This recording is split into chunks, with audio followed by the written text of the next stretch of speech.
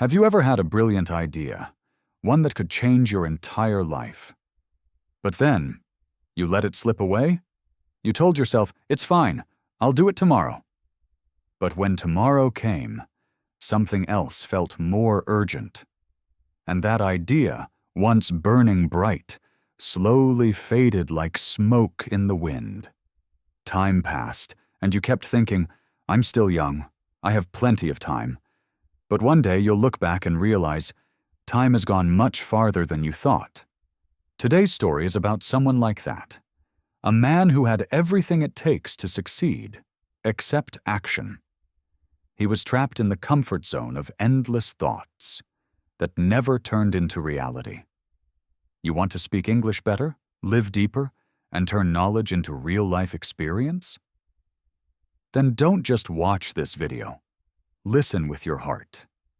Because sometimes, one story is enough to awaken you and change the direction of your entire life. If you want to walk with us through stories like this, subscribe to English Richness now. Here, we don't just help you learn English, we help you become richer in mind, soul, and the way you live. Part 1. The Man Who Stood Still. Ethan, 28 years old, lived in the bustling city of New York. A man with a sharp mind, a vivid imagination, and an ability to solve problems that impressed everyone around him. His friends often said, "Ethan, you can do anything you want." And it was true. Ethan had vision, ambition, and ideas that most people never even dared to think of. Only one problem: he never started. Friends often came to him for advice. One wanted to start a business. Ethan drew them a detailed plan. Another wanted to change careers. He showed them a clear and logical path. A friend torn between two choices, Ethan helped her see what truly mattered. Strangely, everyone who took his advice succeeded. One opened a store, one found a better job. Ethan became an unofficial mentor, respected for his wisdom, vision, and kind heart. But there was one person he couldn't help: himself. He could see everyone else's road clearly, but his own path remained blurry. When people asked, "Ethan, what about you? What do you want to do?" He laughed and answered cheerfully, "Oh, I have many ideas. Maybe a writer, or an entrepreneur, or a creator. I'm not in a rush.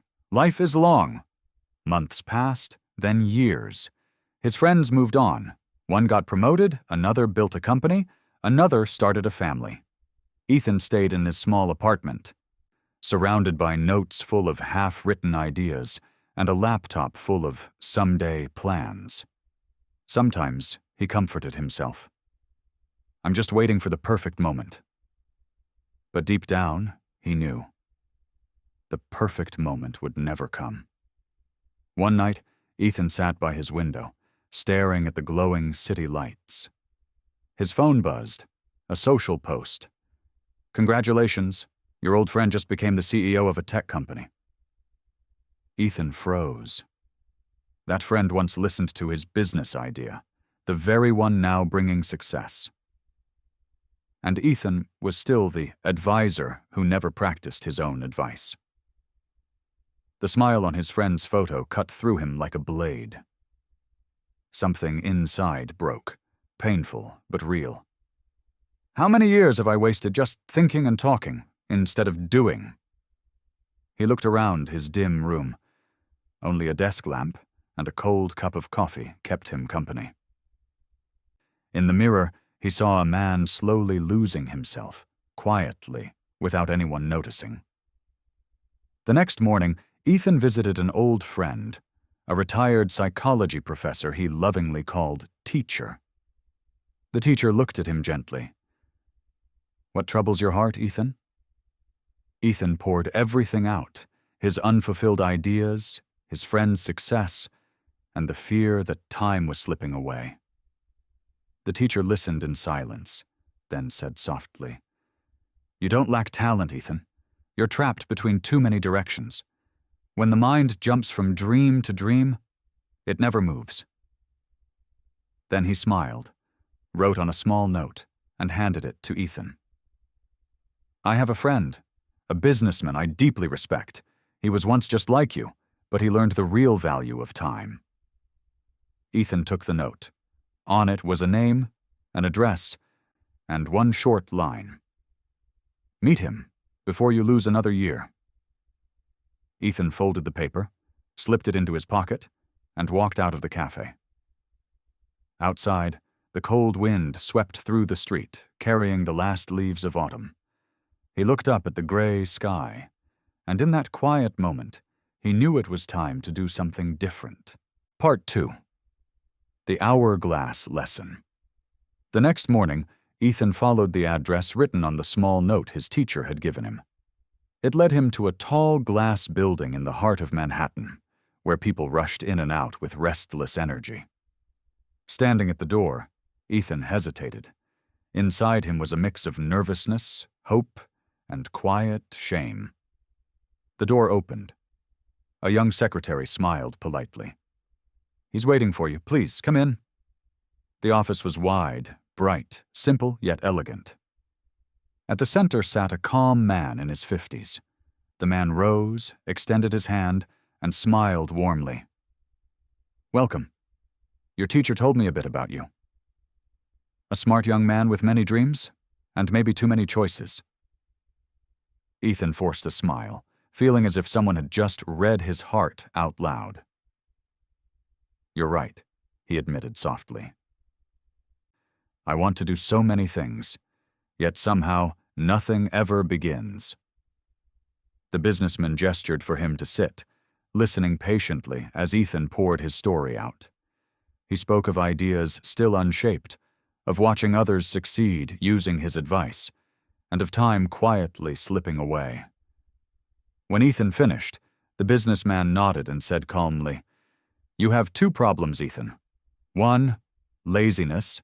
You think too much and do too little. 2, an unstable mind. Today you want one thing, tomorrow another. With such a mind, life can never move. Ethan lowered his head. The words were gentle, yet they cut deep. I know, he whispered. But I don't know where to start. There are too many directions, and I'm afraid to choose wrong. The businessman stood, walked to a glass cabinet, and returned holding a beautiful hourglass. It was pure crystal, filled with fine white sand that shimmered under the sunlight. He placed it in front of Ethan. I can help you, he said. I can give you money, guidance, even connections. But only if you can do one thing. Ethan looked up, hope flickering in his eyes.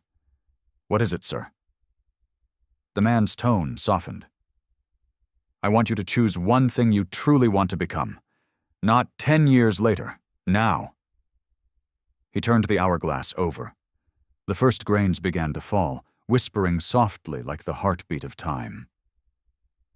When the sand runs out, 1 hour from now, you must tell me your choice, just one word, one goal. If you can do that, I'll help you with everything I have. But if you can't... He paused, meeting Ethan's eyes. You'll understand what that means. The businessman left the room, and the door closed gently behind him. Silence filled the air. Ethan straightened his back, eyes fixed on the falling sand. Just one choice, he thought. That's easy.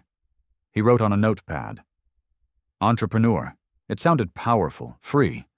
But then he remembered his past failures and hesitated. Writer. He loved writing.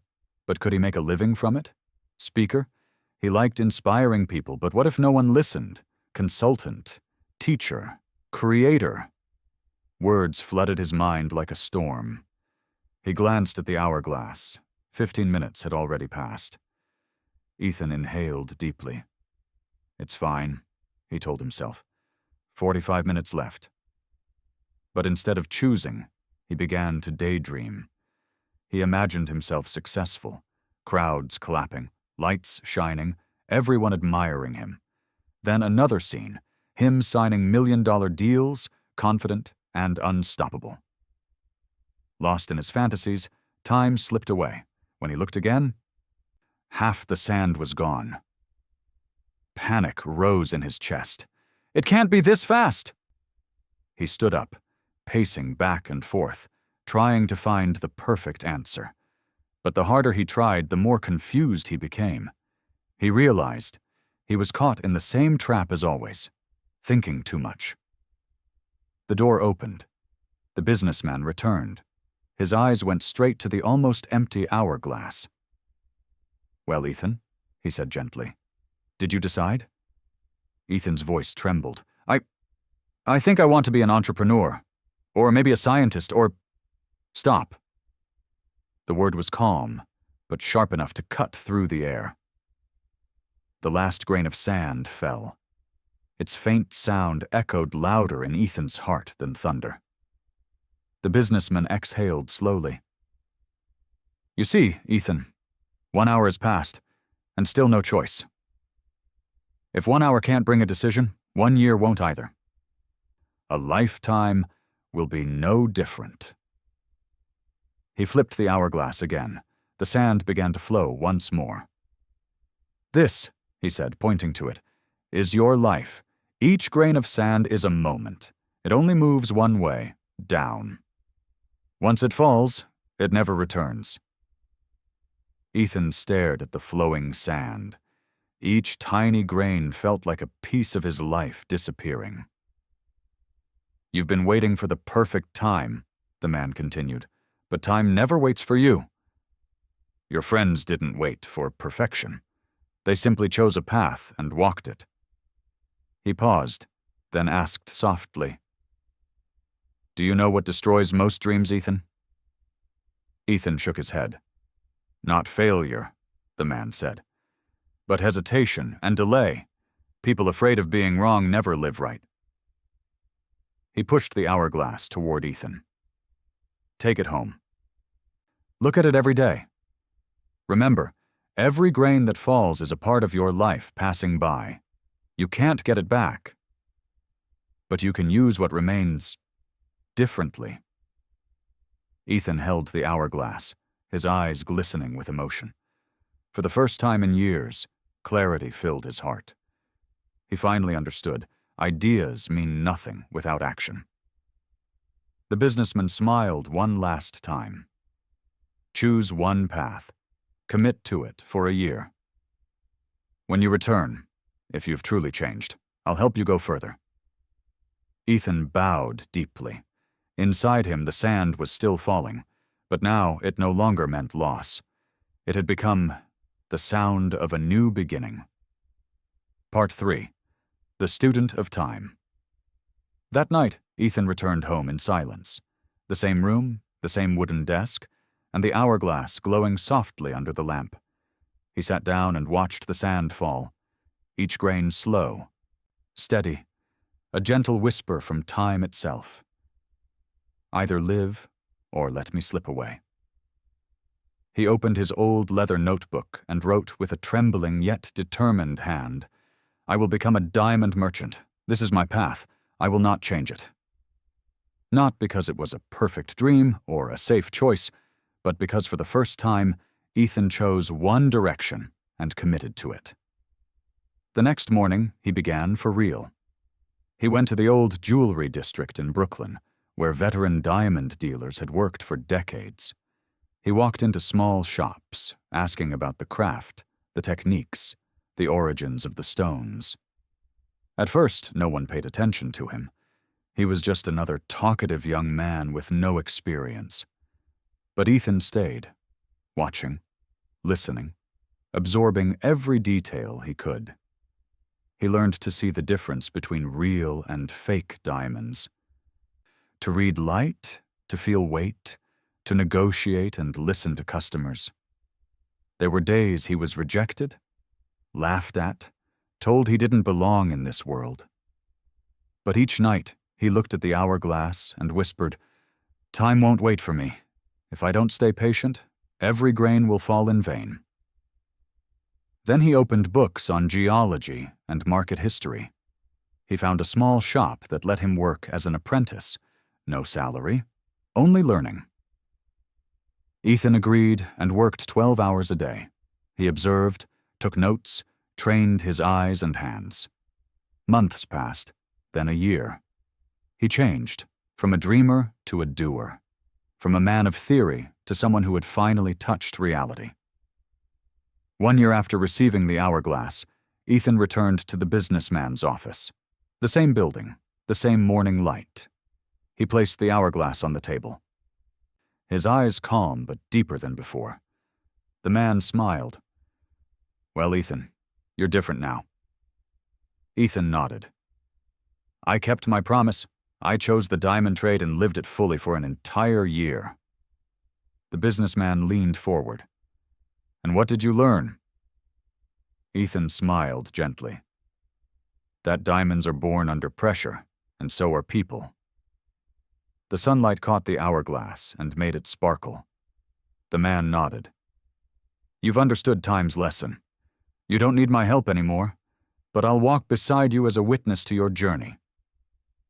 They shook hands, a firm, steady handshake, filled with trust and mutual respect. Years passed. 5 years later, Ethan became one of New York's youngest successful diamond merchants. His store did more than sell jewels. It became a place where young people came to learn about commitment and purpose. One afternoon, a young man visited him. His eyes reminded Ethan of his younger self. Brilliant, full of ideas, yet utterly lost. The young man asked, "How did you know which path was yours?" Ethan opened a drawer and took out the old hourglass, now scratched by time but still clear and beautiful. He flipped it over and watched the sand begin to fall. Then he said softly, "I was once like you. I had hundreds of dreams, thousands of ideas, and I thought I had plenty of time, but I was wrong.